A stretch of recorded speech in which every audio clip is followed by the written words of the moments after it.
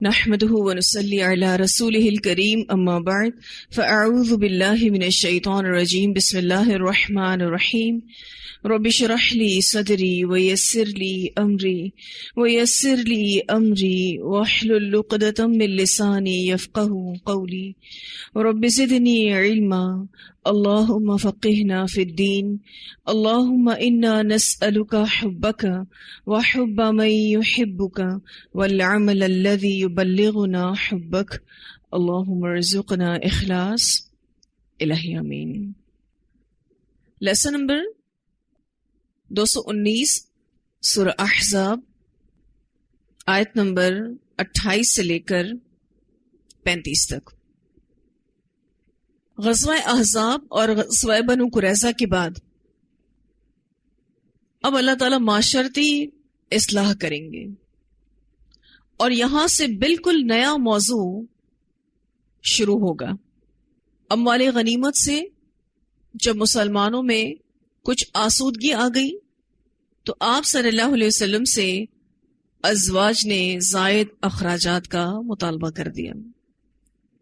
حالات کے مطابق یہ مطالبہ کچھ ناجائز نہیں تھا، کیونکہ سب مسلمان آسودہ ہو رہے تھے، لیکن آپ صلی اللہ علیہ وسلم کی طبیعت بہت سادہ تھی، اسی لیے نبی اکرم صلی اللہ علیہ وسلم کو اپنی ازواج کا یہ مطالبہ بہت شاق گزرا۔ فتوحات کے نتیجے میں جب مسلمانوں کی حالت پہلے سے بہتر ہو گئی تو انصار اور مہاجرین کی عورتوں کو دیکھ کر نبی اکرم صلی اللہ علیہ وسلم کی ازواج نے نان نفقے میں اضافے کا مطالبہ کر دیا تھا۔ تو اس موقع پر اللہ تعالیٰ نے اپنے رسول کو یہ حکم دیا تھا کہ وہ اپنی بیویوں کو اختیار دے دیں کہ وہ اس دنیا اور اس کی زینت اور اس کا ساز و سامان چاہتی ہیں تو آپ صلی اللہ علیہ وسلم انہیں طلاق دے کر فارغ کر دیں گے، اور چاہیں تو اللہ، اس کا رسول اور آخرت کا گھر پسند کر لیں۔ جس طرح یہ اختیار امہات المومنین کو دیا گیا، بالکل اسی طرح سے آپ صلی اللہ علیہ وسلم کو بھی یہ مکمل اختیار دیا گیا کہ آپ چاہیں تو زائد مطالبہ کرنے والی بیویوں کو طلاق دے دیں۔ تو اب جو آیت آپ پڑھیں گے اس میں اسی کا ہی ذکر ہے۔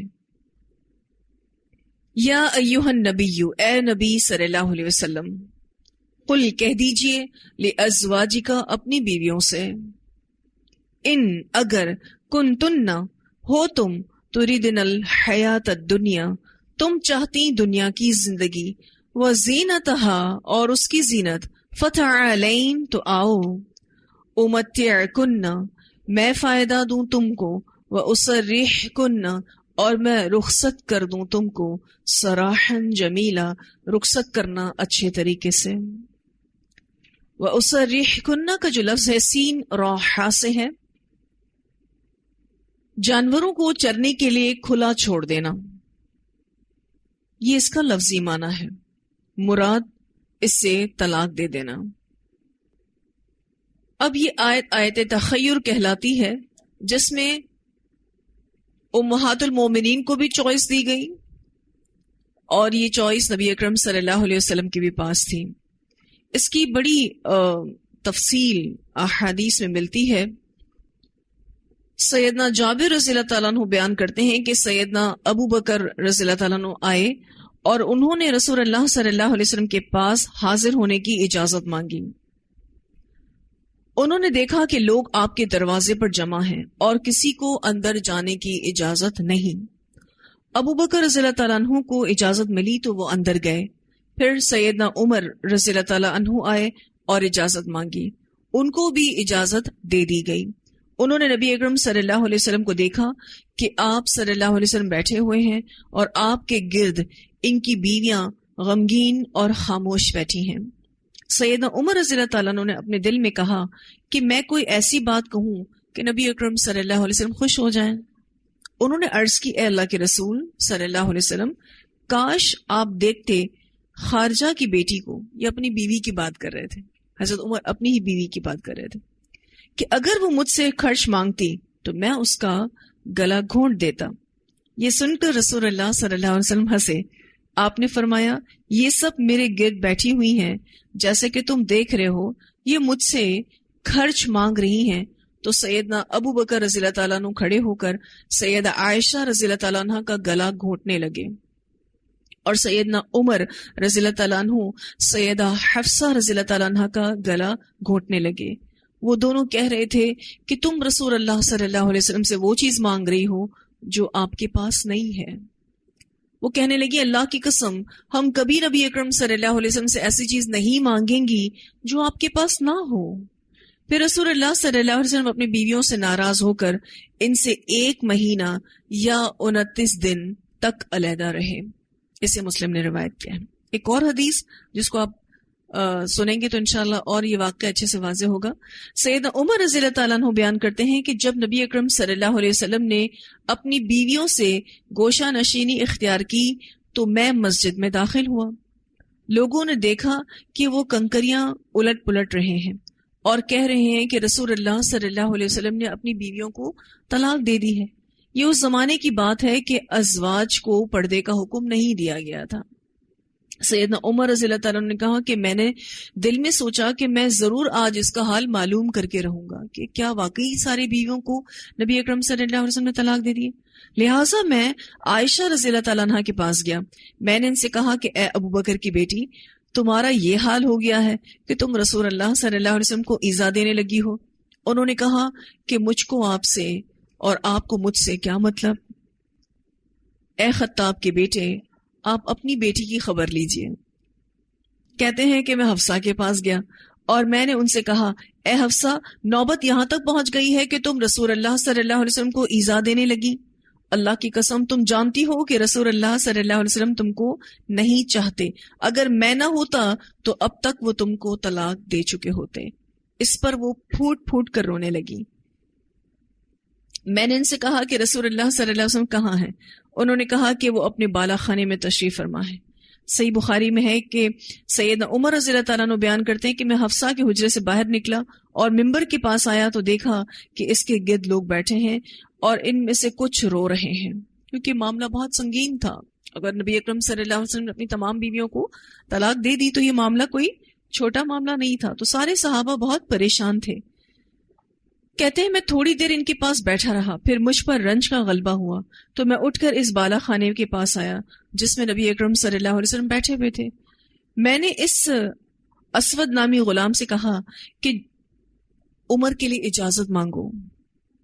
اس نے اندر جا کر رسول اللہ صلی اللہ علیہ وسلم سے بات کی، پھر باہر نکلا تو کہنے لگا میں نے آپ کا ذکر کیا لیکن رسول اللہ صلی اللہ علیہ وسلم خاموش رہے، یعنی اجازت نہیں ملی۔ چنانچہ میں لوٹ آیا اور ممبر کے پاس جو لوگ بیٹھے تھے ان کے ساتھ بیٹھ گیا۔ پھر مجھ پر رنج کا غلبہ ہوا، میں بالا خانے کے پاس آ گیا اور اس سے وہی کہا جو پہلے کہا تھا۔ پھر ویسا ہی معاملہ ہوا، چنانچہ پھر میں ان لوگوں کے پاس آ کر بیٹھ گیا جو ممبر کے گرد بیٹھے ہوئے تھے۔ پھر مجھ سے نہ رہا گیا، رنج نے غلبہ کیا۔ اس غلام کے پاس آیا اور میں نے کہا عمر کے لیے اجازت مانگو، یعنی کچھ کرو اس معاملے میں، لیکن اب کے بار بھی وہی ہوا۔ آخر میں پیٹھ موڑ کر مسجد کی طرف چلا، اس وقت غلام نے مجھے پکار اور کہا رسول اللہ صلی اللہ علیہ وسلم نے آپ کو اجازت دی ہے، یعنی آپ آ جائیے۔ یہ سن کر میں نبی اکرم صلی اللہ علیہ وسلم کے پاس گیا۔ آپ صلی اللہ علیہ وسلم کھجور کی چٹائی پر لیٹے ہوئے تھے اور اس پر کوئی بچھونا وغیرہ نہیں تھا۔ چٹائی کے نشان آپ کے پہلو پر پڑ گئے تھے۔ آپ اس وقت ایک ایسے تکیے سے ٹیک لگائے ہوئے تھے جس میں کھجور کی چھال بھری ہوئی تھی۔ اتنی ڈیٹیلز حضرت عمر نے کیوں دی؟ کیونکہ جس وجہ سے رسول اللہ صلی اللہ علیہ وسلم اپنی ازواج سے ناراض ہوئے تھے وہ وجہ بہت سالڈ تھی، کیونکہ خود نبی اکرم صلی اللہ علیہ وسلم ایک سادہ طبیعت انسان تھے۔ آپ کی نیچر میں یہ چیز بالکل بھی نہیں تھی کہ اپنی زندگی کو پرآسائش کریں۔ آپ نے خود اپنے لیے ایسی زندگی کو پسند کیا تھا، اور ایسے میں ازواج جب مطالبہ کر رہی تھیں تو وہ ان پر بہت ہی زیادہ شاک گزرا تھا۔ کہتے ہیں میں نے کھڑے ہی کھڑے آپ صلی اللہ علیہ وسلم کو سلام کیا۔ یہ ان کا ڈپریشن شو ہو رہا ہے کہ یہ بیٹھ نہیں پا رہے تھے، اور پوچھا کیا آپ نے اپنی بیویوں کو طلاق دے دی ہے؟ جو سب سے پہلا ایشو تھا وہ پوچھ لیا۔ آپ نے میری طرف نگاہ اٹھا کر دیکھا اور فرمایا نہیں، طلاق تو نہیں دی میں نے۔ پھر ریلیکس ہو گئے حضرت عمر، کیونکہ یہ مسئلہ ختم ہوا۔ پھر میں نے آپ کا غم ہلکا کرنے کی کوشش کی اور کھڑے ہی کھڑے کہا، اے اللہ کے رسول صلی اللہ علیہ وسلم، آپ دیکھیے ہم قریش کے لوگ عورتوں پر غالب تھے، یعنی ہم بہت مضبوط مرد تھے، پھر ہم ایسے لوگوں کے پاس آ گئے کہ جن کی عورتیں ان پر غالب ہیں۔ کن کی بات کر رہے تھے؟ انصار کی بات کر رہے تھے کہ انصار اتنے ہمبل ہیں، یہاں آ کر تو الٹا ہی معاملہ ہے، عورتیں ان پر غالب ہیں۔ یہ سن کر آپ صلی اللہ علیہ وسلم مسکرائے۔ پھر میں نے عرض کی، اللہ کے رسول صلی اللہ علیہ وسلم، کاش آپ ملاحظہ فرماتے کہ میں حفصہ کے پاس گیا اور میں نے کہا کہ تم اپنی ہمجولی سے دھوکہ نہ کھانا۔ کس کی بات کر رہے ہیں؟ حضرت عائشہ کی، کہ تم اپنی ہمجولی سے دھوکہ نہ کھانا، وہ تجھ سے زیادہ خوبصورت ہے، اور رسول اللہ صلی اللہ علیہ وسلم تجھ سے زیادہ اس سے محبت کرتے ہیں۔ ان کی مراد سیدہ عائشہ رضی اللہ تعالیٰ عنہا تھی۔ یہ سن کر آپ صلی اللہ علیہ وسلم پھر مسکرائے۔ جب میں نے دیکھا کہ آپ صلی اللہ علیہ وسلم پھر مسکرائے تو میں بیٹھ گیا، اب ریلیکس ہو گیا، کیونکہ انہوں نے سب سے پہلے نبی اکرم صلی اللہ علیہ وسلم کو ریلیکس کیا، کیونکہ ایک بہت بڑا ایشو جو ڈیورس کی بات پھیل گئی تھی وہ ختم ہو گیا تھا، تو اب یہ باقی مسئلے تو کوئی اتنے بڑے نہیں تھے۔ کہتے ہیں میں بیٹھ گیا اور آپ کے گھر میں چاروں طرف دیکھنے لگا، اللہ کی قسم سوائے 3 کھالوں کے اور کوئی چیز نظر نہ آئی۔ میں نے کہا، اللہ کے رسول صلی اللہ علیہ وسلم، آپ اللہ سے دعا کیجئے کہ وہ آپ کی امت کو فارغ البالی عطا کرے، یعنی اللہ تعالیٰ ان کو برکت دے، اللہ ان کی مالی وسعت میں اضافہ کرے۔ تو کہتے ہیں میں نے کہا، اے اللہ کے رسول صلی اللہ علیہ وسلم، آپ اللہ سے دعا کیجئے کہ وہ آپ کی امت کو برکت سے نوازے۔ ایران اور روم کے لوگ مالدار ہیں، اللہ نے ان کو دولت دے رکھی ہے، حالانکہ وہ اللہ کی عبادت نہیں کرتے۔ اس وقت آپ صلی اللہ علیہ وسلم تکیہ لگائے ہوئے بیٹھے تھے۔ آپ نے فرمایا، خطاب کے بیٹے، کیا ابھی تم کو شک ہے؟ ان لوگوں کو تو ان کی نعمتیں دنیا کی زندگی ہی میں جل دے دی گئی ہیں۔ میں نے عرض کی، اے اللہ کے رسول صلی اللہ علیہ وسلم، میرے لیے استغفار کیجیے، کیونکہ یہ بات نبی اکرم صلی اللہ علیہ وسلم کو مناسب نہیں لگی، تو حضرت عمر نے فوراً سے استغفار کی درخواست کی۔ صحیح مسلم میں ہے کہ سیدنا عمر رضی اللہ تعالیٰ عنہ کہتے ہیں کہ پھر میں نے کہا کہ اے اللہ کے رسول صلی اللہ علیہ وسلم، جب میں مسجد میں داخل ہوا تو مسلمان کنکریاں الٹ پلٹ کر رہے تھے اور کہہ رہے تھے کہ رسول اللہ صلی اللہ علیہ وسلم نے اپنی بیویوں کو طلاق دے دی، تو کیا میں اتروں اور ان کو خبر دے دوں کہ آپ نے طلاق نہیں دی ہے، یعنی میں ان کو جا کے ریلیکس کر دوں؟ آپ نے فرمایا، ہاں اگر تم چاہو تو جا کے بتا دو۔ میں آپ سے باتیں کرتا رہا یہاں تک کہ آپ کے چہرے مبارک سے غصہ چلا گیا اور آپ ہنسے یوں کہ آپ کے دانت دکھائی دیے۔ آپ کی ہنسی تمام لوگوں کی ہنسی سے زیادہ خوبصورت تھی۔ سیدنا عمر رضی اللہ تعالیٰ عنہ بیان کرتے ہیں کہ پھر رسول اللہ صلی اللہ علیہ وسلم نیچے اترے اور میں بھی اترا۔ میں اس کھجور کے درخت کو پکڑتا ہوا اتر رہا تھا اور رسول اللہ صلی اللہ علیہ وسلم اس طرح بے تکلف اتر رہے تھے جیسے زمین پر چل رہے ہوں، آپ نے تنے کو چھوا تک نہیں۔ یعنی آپ صلی اللہ علیہ وسلم کا اترنا کتنا مضبوط تھا، آپ کی صحت کا بھی اندازہ ہوتا ہے۔ تھوڑی دیر پہلے آپ نے پڑھا کہ حضرت عمر نے آپ کے مسکرانے کا ذکر کیا، اور کیسا مسکرائے کہ اس وقت مسکراہٹ کی تعریف بھی حضرت عمر نے کی۔ تکلیف میں ایسا مسکرانا مشکل کام ہے، لیکن تکلیف میں مسکرانا یہ نبی اکرم صلی اللہ علیہ وسلم کی سنت ہے۔ پھر میں نے عرض کی، اے اللہ کے رسول صلی اللہ علیہ وسلم، آپ بالا خانے میں 29 دن رہے۔ آپ نے فرمایا، مہینہ 29 دن کا بھی ہوتا ہے۔ صحیح بخاری میں ہے کہ سیدہ عائشہ رضی اللہ تعالیٰ عنہ بیان کرتی ہیں کہ 29 دن کے بعد آپ پہلے میرے پاس آئے۔ میں نے کہا، اللہ کے رسول صلی اللہ علیہ وسلم، آپ نے تو قسم کھائی تھی کہ 1 مہینے تک ہمارے پاس نہیں آئیں گے، ابھی تو 29 ہی راتیں گزری ہیں اور میں ان کو گنتی رہی ہوں، یعنی میں باقاعدہ دن گن رہی ہوں۔ رسول اللہ صلی اللہ علیہ وسلم نے فرمایا، یہ مہینہ 29 دن کا ہے، کہ اسلامک منتھ 29 کا بھی ہوتا ہے اور 30 کا بھی ہوتا ہے، اور وہ مہینہ 29 دن کا ہی تھا۔ حضرت عائشہ رضی اللہ تعالیٰ نے کہا کہ پھر اللہ تعالیٰ نے اختیار کی آیت نازل کی تو سب سے پہلے رسول اللہ صلی اللہ علیہ وسلم نے مجھے سے پوچھا۔ آپ نے فرمایا، اے عائشہ، میں تم سے ایک بات کہتا ہوں، اس کے جواب میں جلدی نہیں کرنا، یعنی کوئی جذباتی جواب نہ دینا، اپنے والدین سے مشورہ کر لینا۔ عائشہ رضی اللہ تعالیٰ نے کہا، میں خوب جانتی تھی کہ میرے والدین رسول اللہ صلی اللہ علیہ وسلم سے جدا ہونے کی رائے مجھے کبھی بھی نہیں دیں گے، مطلب ان سے کیا پوچھوں؟ اگر کوئی ایسی بات اول تو میں پوچھوں گی نہیں، کیونکہ ان کو خود کو نبی اکرم صلی اللہ علیہ وسلم سے الگ نہیں ہونا تھا، اور اگر کیا پوچھ لوں تو کیا وہ مجھے الگ ہونے دیں گے؟ پھر رسول اللہ صلی اللہ علیہ وسلم نے فرمایا کہ اللہ تعالیٰ فرماتے ہیں یا ایھا النبی قل لازواجک ان کنتن تردن الحیاۃ الدنیا وزینتها فتعالین امتعکن واسرحکن سراحا جمیلا وان کنتن تردن اللہ ورسولہ والدار الآخرہ فان اللہ اعد للمحسنات منکن اجرا عظیما۔ سیدہ عائشہ رضی اللہ تعالیٰ عنہ کہتی ہیں کہ میں نے عرض کی کیا میں اس سلسلے میں اپنے ماں باپ سے مشورہ کروں؟ میں تو اللہ، اس کے رسول اور آخرت کے گھر کی طلبگار ہوں، یعنی میں تو اس بارے میں سوچ بھی نہیں سکتے۔ ایک سیکنڈ نہیں لگایا حضرت عائشہ نے جواب دینے میں۔ اس کے بعد آپ نے اپنی دوسری بیویوں کو بھی اختیار دیا، انہوں نے بھی وہی جواب دیا جو حضرت عائشہ رضی اللہ تعالیٰ عنہا نے دیا۔ اسے مسلم نے روایت کیا ہے۔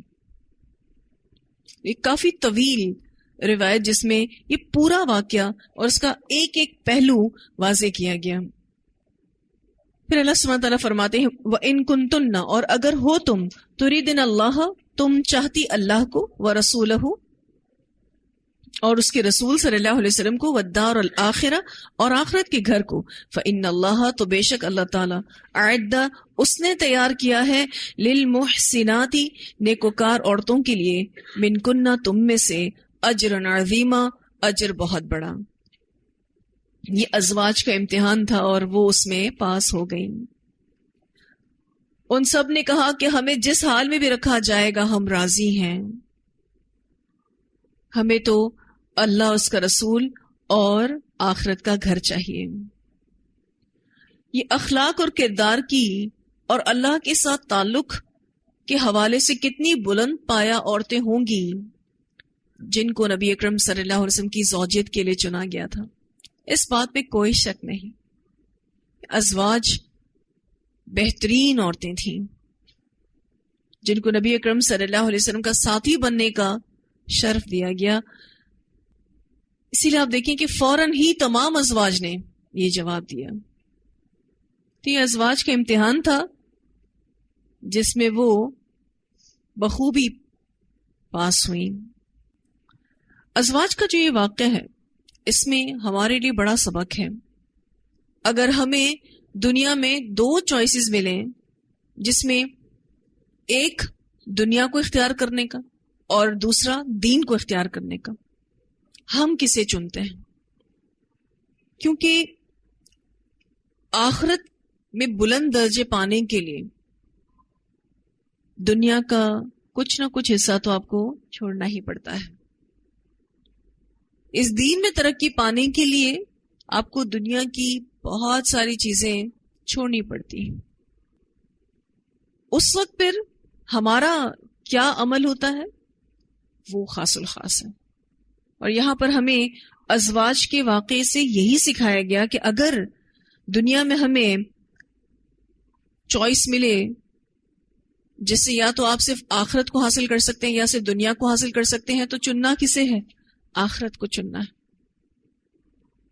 اور ایسے مرحلے ہماری زندگیوں میں آئیں گے اور آتے رہیں گے، اور وہ دراصل ہمارا امتحان ہوتا ہے کہ ہم اس امتحان میں کتنے کامیاب ہوں۔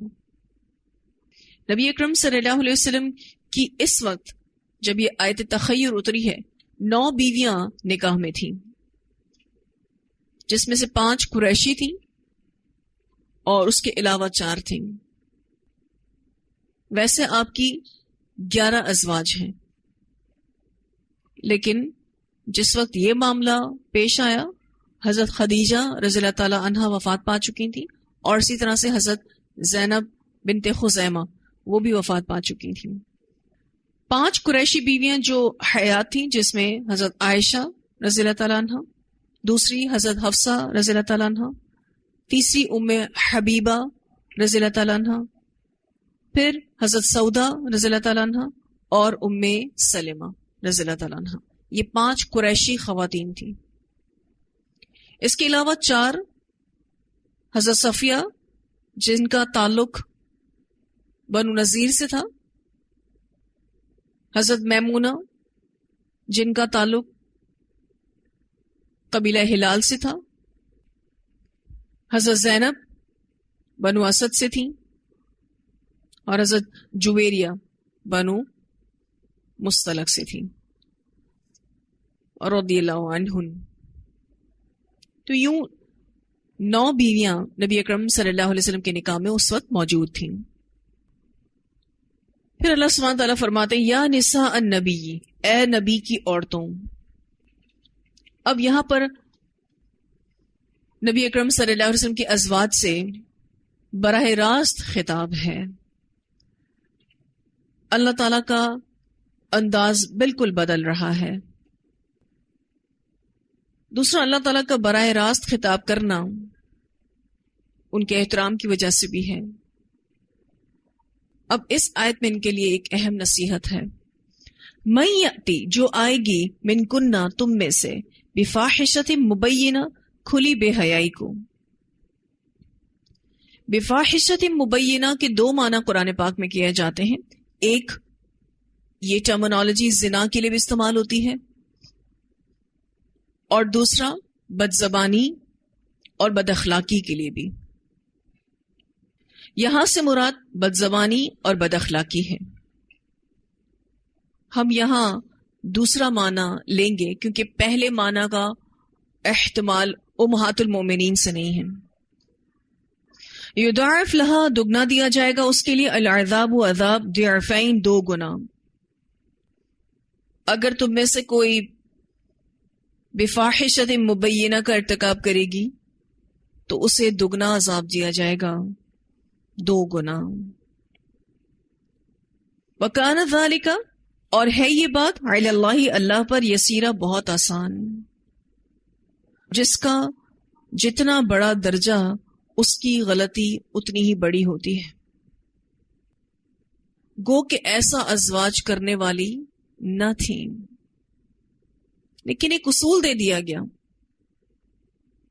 اس طرح کی بات جو یہاں کی جاری ہے بیسیکلی شرطیہ بات ہے. میں یأتی، جو آئے گی، من کننا، تم میں سے، جو ایسا کرے گا اس کو.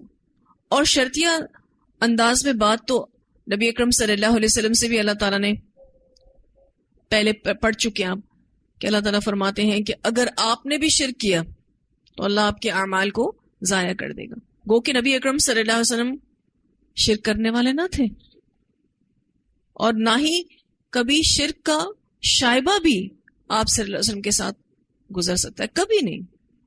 لیکن یہ شرطیہ بات کی جا رہی ہے، اور شرط واقع ہونے کا تقاضا نہیں کرتی. ضروری نہیں ایسا ہو. مثلا ہم کسی سے کہتے ہیں اگر آپ نے ایسا کیا تو ایسا ہوگا، تو اگر آپ کسی کو ایسا کہہ رہے ہیں تو اس کا یہ ہرگز مطلب نہیں ہے کہ ایسا ہی ہوگا اور وہ کرے گا اس کو تو ہی آپ کہہ رہے ہو. بعض دفعہ ہم بچوں کو بھی کوئی بات سمجھاتے ہیں کہ دیکھو اگر تم نے ایسا کیا تو پھر نتائج یہ ہوں گے. تو یہ اصول یاد رکھیے گا کہ شرط واقع ہونے کا تقاضا نہیں کرتی. اور یہاں جو لفظ استعمال ہوا ہے یضاعف لہا، دگنا دیا جائے گا اس کے لیے، العذاب، و عذاب، ضعفین، 2 گنا. یہ لفظ جو استعمال ہوا ہے ضعفین یا یضاعف، ضاد عین فا سے ہے. کسی بھی چیز کا دوسری چیز کے برابر ہونا، یعنی اس جیسا ہونا، ڈبل ہونا، اور کئی گنا بھی ہونا، یہ معنی بھی آتا ہے. اب ازواج کو جو یہ سکھایا جا رہا ہے تو ہم تمام خواتین کو یہ تربیت دی جا رہی ہے، ایک معاشرتی اصلاح کی جا رہی ہے کہ اپنے شوہروں کی عزت کریں، ان کی رسپیکٹ کریں. اور آپ صلی اللہ علیہ وسلم کی ازواج کو تو خاص الخاص یہ حکم اس لیے کیونکہ وہ کسی عام انسان کی بیویاں نہیں تھیں، وہ نبی اکرم صلی اللہ علیہ وسلم کی بیویاں تھیں. وہ اسی لیے خاص بھی تھیں اور اسی لیے ان کو امت کی مائیں بھی قرار دیا گیا. آپ انشاءاللہ آگے پڑھیں گے کہ پھر جب یہ جواب دیتی ہیں کہ ہمیں اللہ، اس کا رسول اور آخرت کا گھر چاہیے، تو آگے چل کر اللہ تعالیٰ انہیں امہات المومنین کا مقام دے گا. تو بڑی خاص الخاص عورتیں تھیں، اسی لیے ان کو اللہ تعالیٰ نے مخاطب کیا. اور ہم سب کو بھی اللہ تعالیٰ یہ سکھانا چاہ رہے ہیں کہ یہ انتہائی بد اخلاقی ہوتی ہے کہ کوئی عورت شوہر سے بدزبانی کرے، ان کا احترام نہ کرے، بدتمیزی کرے، ہسبینڈ کے سامنے یہ باتیں جو ہیں وہ زیب نہیں دیتی. اور اگر کوئی عورت ایسا کرے تو پھر اللہ تعالیٰ کو عذاب دینے میں بھی کچھ بھی مشکل نہیں ہے. وَكَانَ ذَلِكَ عَلَى اللَّهِ يَسِيرًا، اور ہے یہ بات اللہ پر بہت آسان. اتنی آیات کی تلاوت سنتے ہیں. یا ایھا النبی قل لأزواجک ان کنتن تردن الحیاة الدنیا وزینتها فتعالین امتعکن واسرحکن سراحا جمیلا وَإِن كُنتُنَّ تُرِدْنَ اللَّهَ وَرَسُولَهُ وَالدَّارَ الْآخِرَةَ فَإِنَّ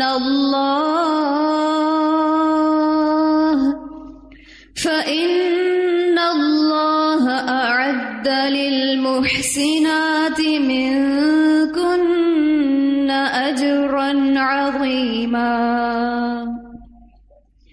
یا نساء النبی من یأت منکن بفاحشة